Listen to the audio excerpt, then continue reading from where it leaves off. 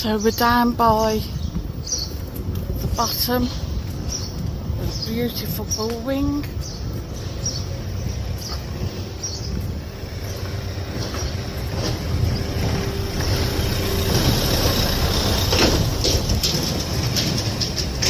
Oh, I wish that I could get into there. It'd be absolutely fab. Would be incredible. Oh, I always hate coming over this bit.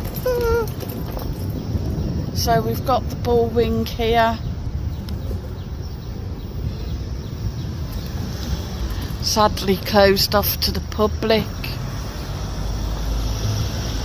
Check out the ghost hunting videos that we've done around this area. And up the back above here, had some very interesting things, some great pictures as well, where if you zoom in you can see things on them. Been able to see bulls, matadors.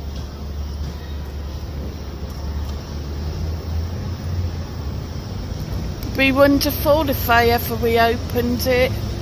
They are meant to be doing a regeneration programme, but as always, yeah, it takes forever.